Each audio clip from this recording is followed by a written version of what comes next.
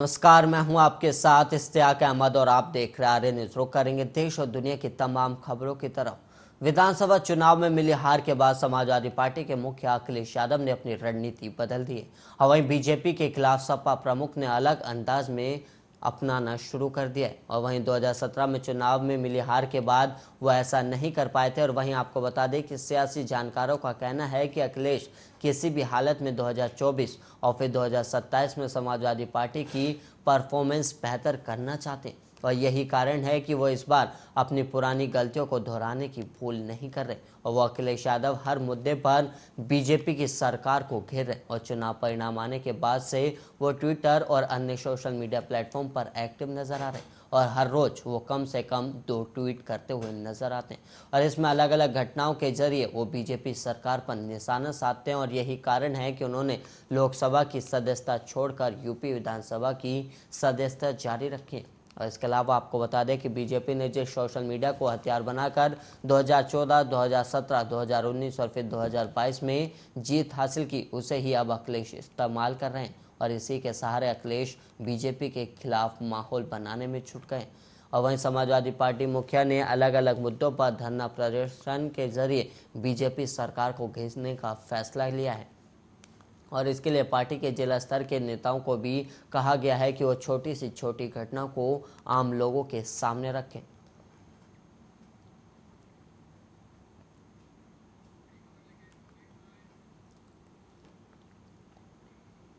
और इसी बीच लखनऊ से इस वक्त एक बड़ी खबर सामने आ रही है, उससे भी आपको रूबरू करा दे। इस वक्त की लखनऊ से बड़ी खबर सामने आ रही है, जहां पर सीएम योगी की सुरक्षा बढ़ाई गई है। इस वक्त की लखनऊ से ये बड़ी खबर सामने आ रही है, जहां पर सीएम योगी आदित्यनाथ की सुरक्षा बढ़ाई गई है। और वहीं आपको बता दें कि सीएम योगी आदित्यनाथ की सुरक्षा में अब सीआरपीएफ के जवान भी तैनात होंगे। वहीं आपको बता दें कि 5 केडी आवास पर सीआरपीएफ के 2 प्लाटून तैनात किए गए। इस वक्त ये बड़ी खबर सीएम योगी से जुड़ी हुई सामने आ रही है, जहां पर सीएम योगी आदित्यनाथ की सुरक्षा बढ़ा दी गई है। लखनऊ से खबर सामने आ रही है, जहां पर सीआरपीएफ के 2 प्लाटून भी अब तैनात कर दिए गए हैं। इस वक्त ये बड़ी खबर, जहां पर सीएम योगी आदित्यनाथ की सुरक्षा बढ़ा दी गई है। गोरखनाथ मंदिर हमले के बाद ये फैसला लिया गया। और सुरक्षा में अब सीएम योगी की सुरक्षा में अब सीआरपीएफ के जवान भी हैं जो वो तैनात होंगे। और वहीं 5 केडी आवास पर सीआरपीएफ के 2 प्लाटून भी अब तैनात किए जाएंगे। इस वक्त ये लखनऊ से बड़ी खबर सामने आ रही है, जहां पर गोरखपुर कांड के बाद ये सुरक्षा बढ़ाई गई है, जिसके बाद अब सीएम योगी आदित्यनाथ की सुरक्षा में सीआरपीएफ के 2 जवान भी तैनात होंगे।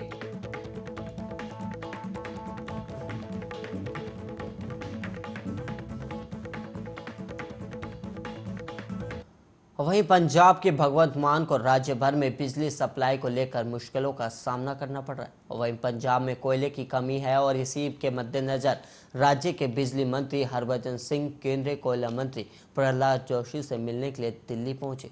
और वहीं हरभजन सिंह ने केंद्र सरकार से धान के सीजन के दौरान जरूरी मात्रा में कोयला उपलब्ध करवाने की मांग की है।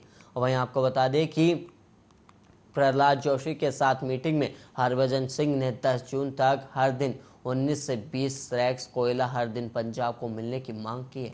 और हरभजन सिंह का कहना है कि ऐसा करने से पंजाब में कोयले का स्टॉक बनाने में मदद मिलेगी। और इसके अलावा हरभजन सिंह ने धान के सीजन के दौरान बिजली की अधिक मांग को देखते हुए 50 लाख मैट्रिक टन अधिक कोयला देने की मांग भी की है। और वहीं हाल ही में केंद्र सरकार ने साफ कर दिया था कि राज्य सरकारों को अधिक कोयले की मांग नहीं करनी चाहिए। वहीं केंद्र सरकार ने यह भी कहा था कि अगर आपके राज्य में कोयले की कमी है तो फिर आप कोल इंडिया लिमिटेड कंपनी से कोयले की खरीद करें।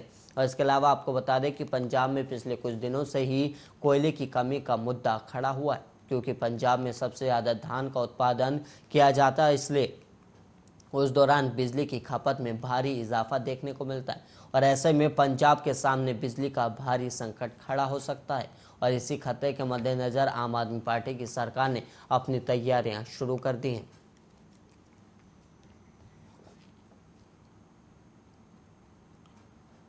और वहीं आंध्र प्रदेश मंत्रिपरिषद के सभी 23 सदस्य 7 अप्रैल को यानी आज औपचारिक रूप से अपना इस्तीफा सौंप देंगे ताकि मुख्यमंत्री वाईएस जगन मोहन रेड्डी अपने मंत्रिमंडल का पुनर्गठन कर सके। और वहीं नए मंत्रिपरिषद का गठन 11 अप्रैल को किया जाएगा। इसके अलावा आपको बता दें कि सूत्रों ने बताया कि पुनर्गठित मंत्रिमंडल में नए चेहरों को शामिल किया जाएगा और मौजूदा मंत्रियों में से कम 4 को फिर से मौका मिल सकता है। और वहीं नए मंत्रिमंडल के गठन में जाति मानदंड की अहम भूमिका होने की भी संभावना है। वहीं रेड्डी ने जब 30 मई 2019 को मुख्यमंत्री के रूप में पदभार संभाला था तब ही घोषणा की थी कि वो 2.5 साल बाद अपने मंत्रिमंडल को पूरी तरह बदल देंगे और नए लोगों को मौका देंगे। और वहीं वर्तमान मंत्रिमंडल ने 8 जून 2019 को शपथ ली थी और इन मंत्रियों को 8 दिसंबर 2021 तक पद पर रहना था। और कोविड-19 वैश्विक महामारी सहित कई कारणों के चलते कैबिनेट पुनर्गठन को टाल दिया गया था। वहीं मुख्यमंत्री ने पिछले महीने घोषणा की थी कि वो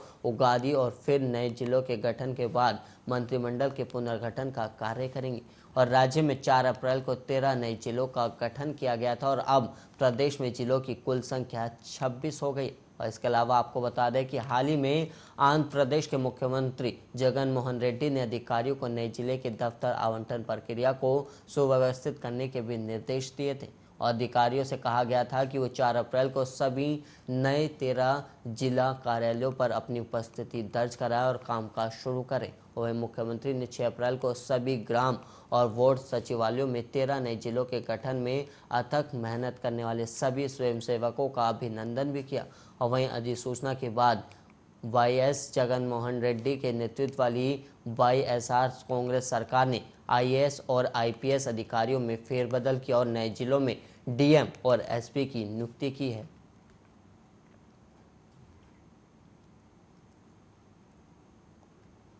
वहीं औरैया के एरवा कटरा में भारतीय किसान यूनियन भानु के प्रदेश महासचिव अनिल चौहान धान खरीद केंद्र पर हो रहे भ्रष्टाचार को लेकर कई बड़े खुलासे किए गए। जो आपको बता दें कि लगातार धान खरीद केंद्र पर भ्रष्टाचार के आरोप लग रहे थे, इसी को लेकर अब महासचिव ने बड़े खुलासे किए हैं।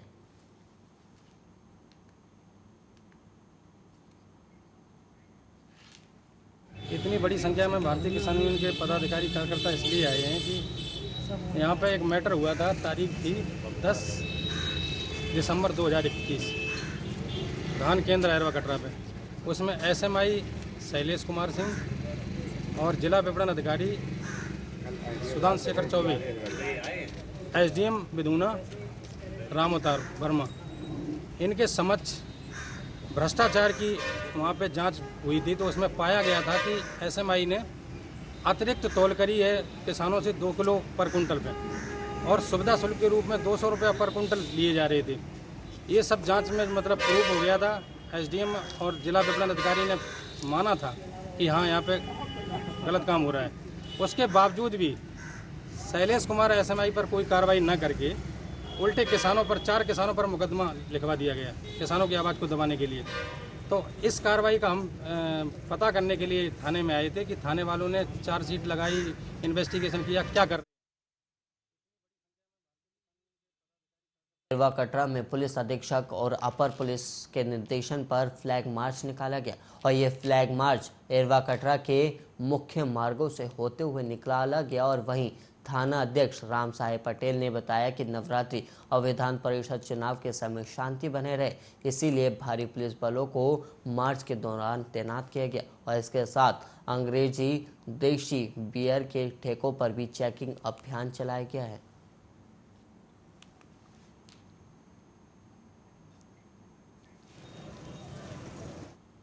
वहीं लखीमपुर खीरी में अज्ञात बदमाशों ने 26 साल के युवक को गोली मार दी और वहीं युवक की जिला अस्पताल ले जाते समय रास्ते में ही मौत हो गई। इसके अलावा आपको बता दें कि युवक कंचनपुर के प्रधान से मिलने गया था, तभी वापस लौटते समय रास्ते में बदमाशों ने उसको गोली मार दी और वहीं जानकारी मिलते ही मौके पर पुलिस बल भी पहुंची और वहीं शव को कब्जे में लेकर अब पोस्टमार्टम के लिए भेज दिया गया है।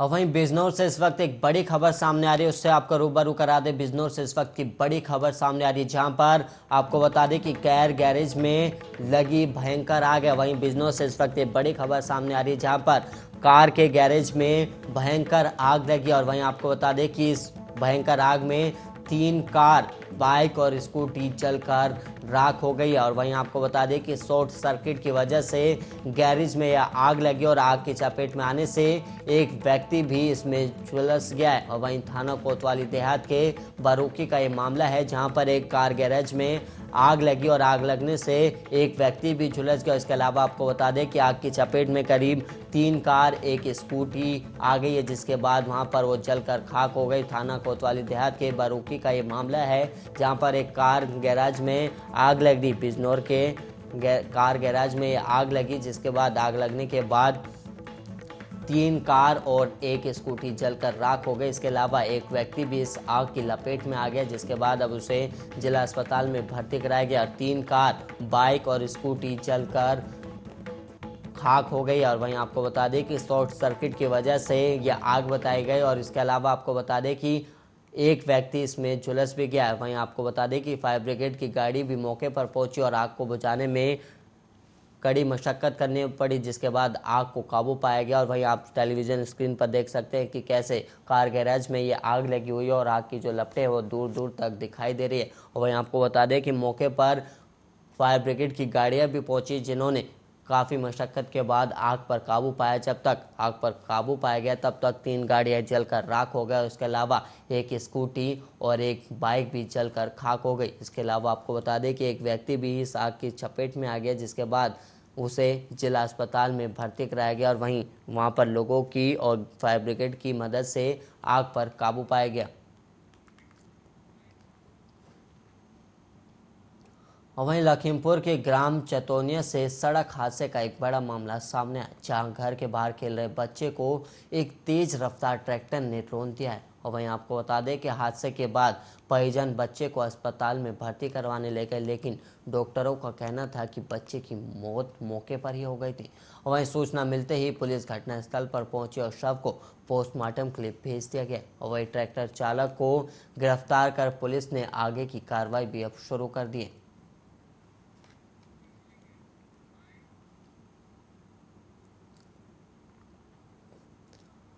और वहीं इस वक्त एक रायबरेली से बड़ी खबर सामने आ रही है, उससे आपको रूबरू करा दे। रायबरेली से इस वक्त बड़ी खबर सामने आ रही है, जहां पर रायबरेली में बड़ा हादसा टल गया। इस वक्त ये रायबरेली से बड़ी खबर सामने आ रही है, जहां पर एक बड़ा हादसा होते होते टला है। तेज रफ्तार ट्रक ने बाइक सवार को टक्कर मारी। और वहीं आपको बता दें कि बाल बाल जान बची है युवक की, जिसके बाद मौके पर पहुंची पुलिस ने ट्रक को हिरासत में ले लिया। और वहीं मिल एरिया थाना क्षेत्र के लखनऊ प्रयागराज मार्ग का ये मामला है, जहां पर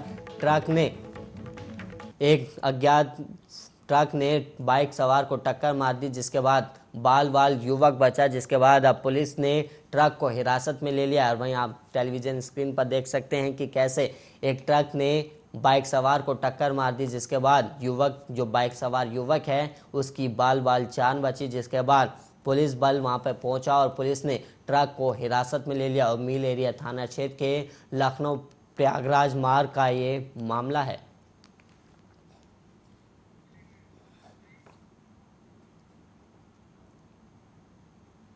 और वहीं योगी सरकार के दूसरे कार्यकाल में भू माफिया पर बुलडोजर बड़ी स्पीडी से दौड़ रहा है। और वहीं डीहा क्षेत्र में अवैध रूप से तालाबों की जमीन पर कब्जा किए हुए भू माफियाओं पर बाबा का बुलडोजर गर्जा है। और वहीं आपको बता दें कि डीहा क्षेत्र के गोढ़िया मजरे अहल गांव में सड़क किनारे खलियान और तालाब की जमीन पर अवैध कब्जा करके मकान बना रहे 3 लोगों को राजस्व टीम ने बुलडोजर से अवैध निर्माण जो है वो ढह दिया है।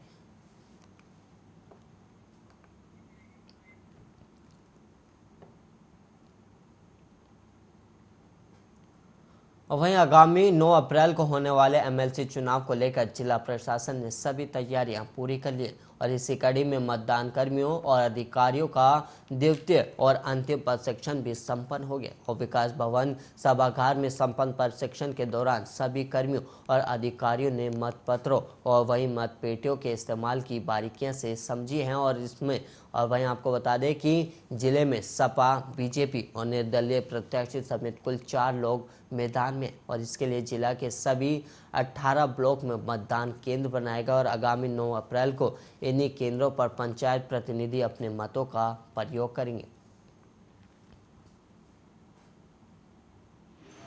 आज एमएलसी चुनाव का द्वितीय प्रशिक्षण था, जो अंतिम प्रशिक्षण था। इसमें जो अभी चुनाव संपन्न होना है स्थानीय प्राधिकारी विधान परिषद सदस्य के निर्वाचन संबंधित, उसमें पीठासीन अधिकारियों का प्रशिक्षण 10 बजे से प्रारंभ किया गया था एवं द्वितीय सत्र जोनल मजिस्ट्रेट, स्टैटिक एवं माइक्रो ऑब्जर्वर्स के लिए रखा गया है। इनका प्रथम प्रशिक्षण संपन्न हो चुका है। चुनाव से संबंधित जो भी आवश्यक सामग्रियाँ, जो भी पैकेट, चुनाव संपन्न करने की जो भी प्रक्रिया है, कैसे वह विभिन्न प्रत्याशियों को किस प्रकार से मतदाता वोट देंगे, किस प्रकार से बैलेट पेपर में अंकन किया जाएगा, अधिमान कैसे दिया जाएगा, किस प्रकार से सील लगाई जाएगी, उन सारी चीज़ों का विधिवत प्रशिक्षण। वहीं नवरात्रि और रमजान के त्यौहार को लेकर पूरी तरह से एक्शन मोड में पुलिस नजर आ रही है। और वहीं आपको बता दें कि पुलिस अधीक्षक के निर्देश पर शहर के प्रमुख चौराहे और मंदिरों पर कड़ी नजर रखे हुए। वहीं प्रशासन और वहीं आपको बता दें कि सीओ सिटी वंदना सिंह के नेतृत्व में शहर कोतवाल ने विभिन्न चौराहों पर रूट मार्च किया गया और वहीं रूट मार्च के दौरान मंदिर और मस्जिदों की सुरक्षा के दिशा निर्देश भी दिए गए हैं। और वहीं मोटरसाइकिल से फर्राटा भर रहे कुछ संदिग्ध युवकों की तलाशी भी ली गई है।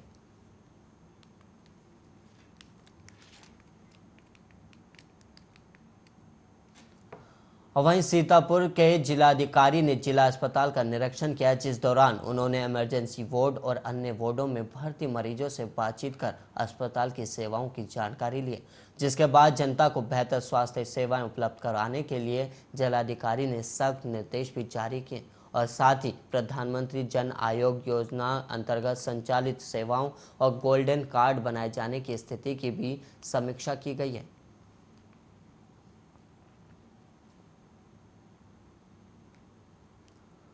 वहीं रायबरेली में लाखों रुपए की कीमत की लावारिस दवाइयां सड़कों पर बिखरी पाई गई हैं और इनमें से कुछ दवाएं जलाई भी गई थी। और वहीं स्थानीय लोगों ने प्रदूषण फैलने की आशंका में जिला प्रशासन से इसकी शिकायत की थी और वहीं जिला प्रशासन ने मौके पर पहुंचकर इन दवाइयों को कब्जे में ले लिया और अभी तक ये नहीं पता चल सका है कि ये दवाइयाँ किसने फेंकी है। और वहीं आपको बता दें कि दवाइयाँ करीब लाखों रुपये की कीमत की बताई गई, जिसके बाद स्थानीय लोगों द्वारा इसकी पुलिस को सूचना दी गई और पुलिस ने दवाइयों को अपने कब्जे में ले लिया है। सूचना के आधार पे मामा चौराहा के पास लखनऊ प्रयागराज राष्ट्रीय राजमार्ग पे निरीक्षण किया गया। मौके पे हमें वहाँ पे कुछ दवाइयाँ बिखरी हुई पाई गई, जिनको जो है एकत्रित कर करके हमने यहाँ पे अपने संरक्षण में लिया है, जिस पे अग्रिम कार्रवाई चल रही है। और जो उसमें मैन्युफैक्चरर पे हम पता लगा करके। वहीं अमेरिकी अंतरिक्ष एजेंसी नासा समय समय पर अंतरिक्ष में अपना यान या फिर रॉकेट भेजता रहता है और अंतरिक्ष में खोजबीन में लगा रहता है और इसी सिलसिले में नासा ने अंतरिक्ष में एक बेहद ही खास चीज खोज निकाली जिससे दुनिया में हर कोई माला माल हो सकता है। और क्या है वो चीज, देखिए हमारी इस खास रिपोर्ट में।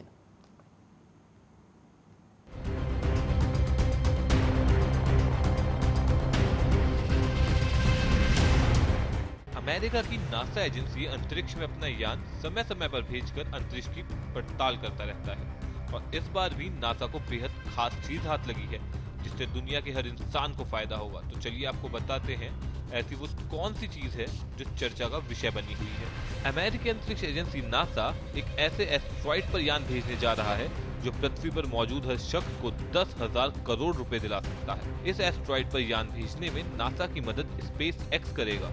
अमेरिकी अंतरिक्ष एजेंसी को स्पेस एक्स इस मिशन के लिए अपना फॉल्कन हैवी रॉकेट देगा। इस एस्ट्रॉइड का नाम सोलर साइकी है। अमेरिकी अंतरिक्ष agency NASA psyche asteroid explorer mission 1 अगस्त 2022 को लॉन्च करेगा। इससे पहले space x Falcon heavy rocket को जून में लॉन्च करेगा। फ्लोरिडा स्थित कैनेडी स्पेस सेंटर से जून में फॉल्कन हैवी रॉकेट को लॉन्च किया जाएगा, जिसमें लॉन्च पैड 39A से यूएस स्पेस फोर्स के USS F-44 मिशन की लॉन्चिंग होगी।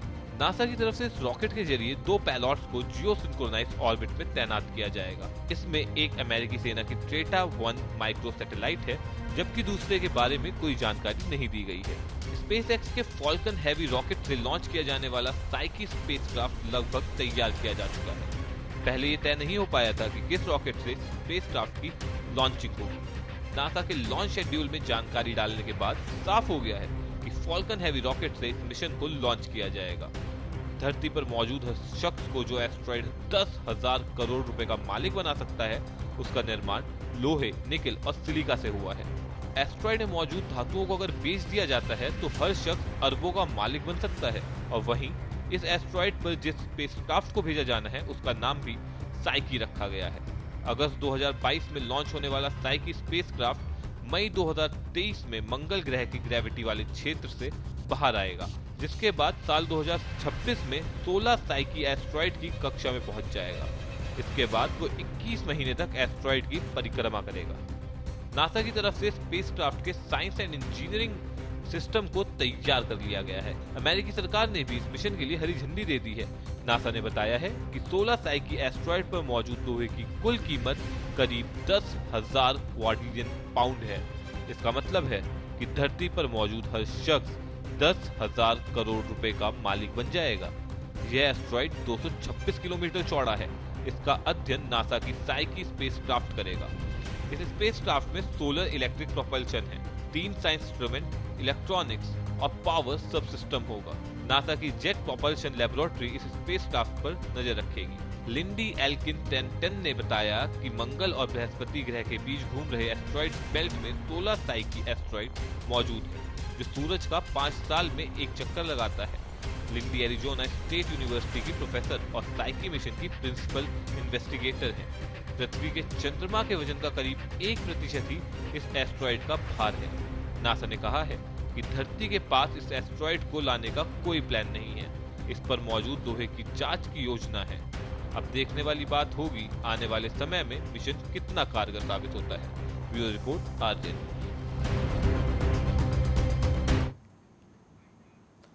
और इसी के साथ इस बुलेटिन में इतना ही। देश और दुनिया की तमाम खबरों के लिए आप बने रहिए आर्या न्यूज के साथ।